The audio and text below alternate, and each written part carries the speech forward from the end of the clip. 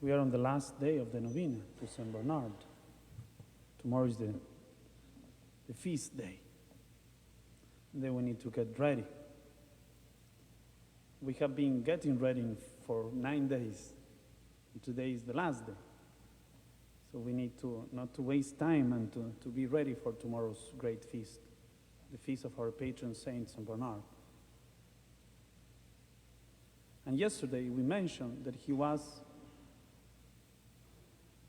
an expert in prayer because he was a monk. And the monks are men who dedicate their lives entirely to prayer.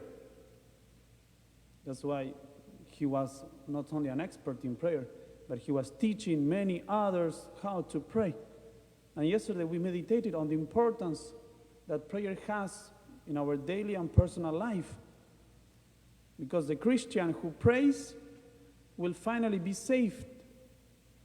Because prayer is the path that brings us to heaven. But St. Bernard was also a great missionary. A great missionary because he left his monastery to go on mission and help many others to find Jesus Christ.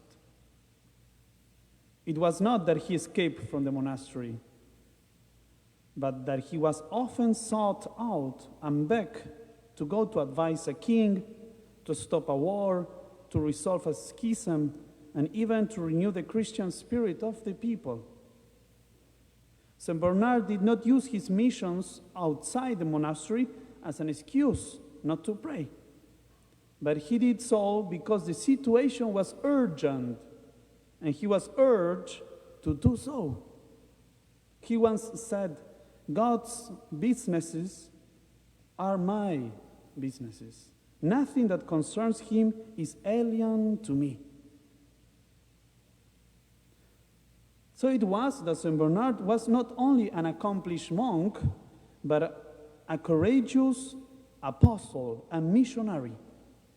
He alone founded 68 monasteries and became the most influential man of his time in Europe.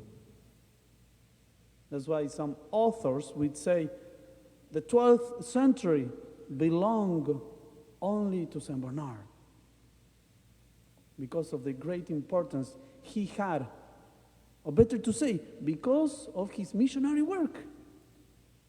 Because he was bringing society, nations, kings, and even the very Pope to God. A biographer says, there seems to have been in this one mind, St. Bernard's mind, an inexhaustible abundance, variety, and versatility of gifts. Without ceasing to be the humble and mortified monk, Bernard appears as the ruling will of his time. He stands forth as pastor, preacher, mystical writer, reformer, pacificator, mediator, diplomatist, and statesman. Of all the writers of the first 1,000 years of the Church, none is fuller of fervent, adoring, tender love for the divine Lord, and none is more conspicuous for ardent affection and veneration for the Mother of God. So St. Bernard was a man who was totally devoted to the cause of God. His only concern was to serve God and extend his kingdom, to give him glory and honor, and to save many souls. He defended the faith against errors and heresies, against those who wanted to change the gospel. He advised the Pope himself. He encouraged many to convert to God and others to enter in the monastery. He convinced many others to go on pilgrimage to the Holy Land and to visit the tomb of the Lord. And to many others, he convinced to become knights of the Crusades to defend the pilgrims. He was a complete and gifted man, and he used his gifts and talents to spread the kingdom of God. because he was truly a missionary. Because he was truly a Christian.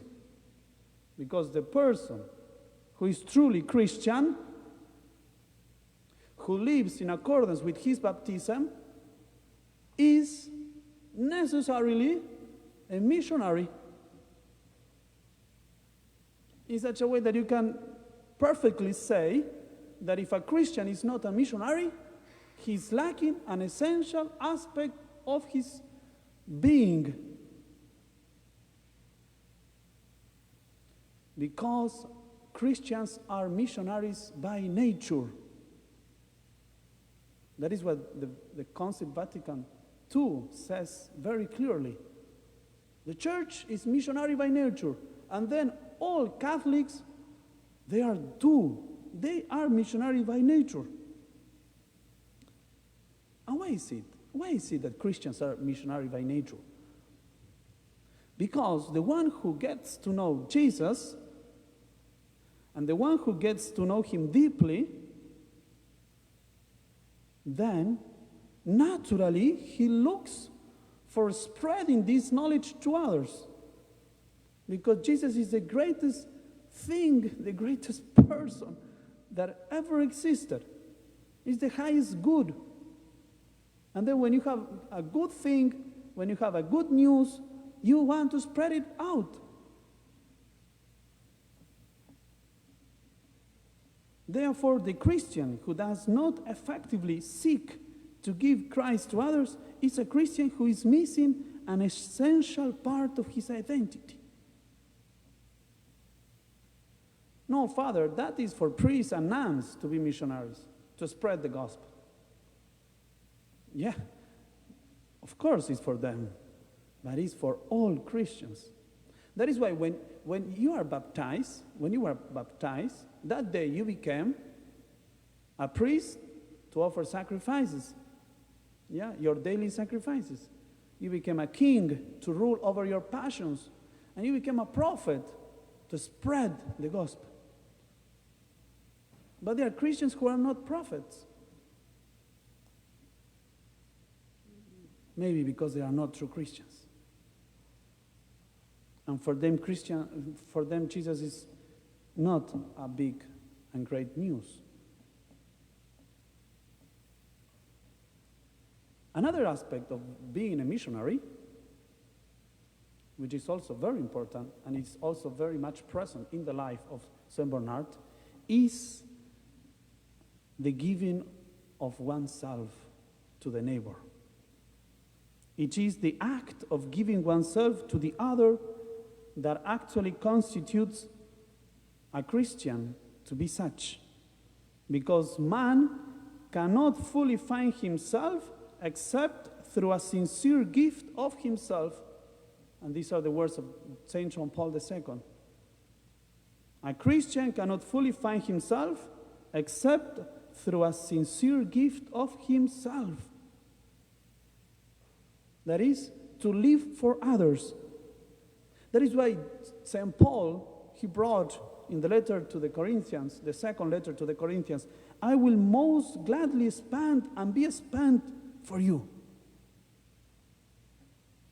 And then he was a true Christian, living for others, giving of yourself.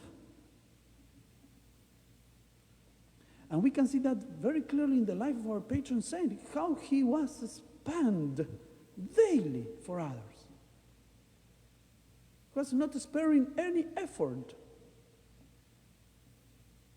Sometimes they will find him at night writing letters. You should go to sleep. But tomorrow I won't have time. I need to do this. Somebody is awaiting this letter. I have to help this person. I had to travel many kilometers simply to give a good advice. That's why St. Bernard traveled throughout Europe, even going all the way south to Rome and beyond on foot, which meant to cross the Alps. That was not easy at all. But he did it because his life was not for himself. His life was a gift God gave him for others. And then he was a true Christian. One of the greatest crises we are experiencing today is that of depression, lack of meaning in life, lethargy, unhappiness, and so on. How many times we meet people, they suffer depression? Young people, many times. What's going on? These diseases have become popular, especially among the young people, because of the lack of this giving of oneself to others.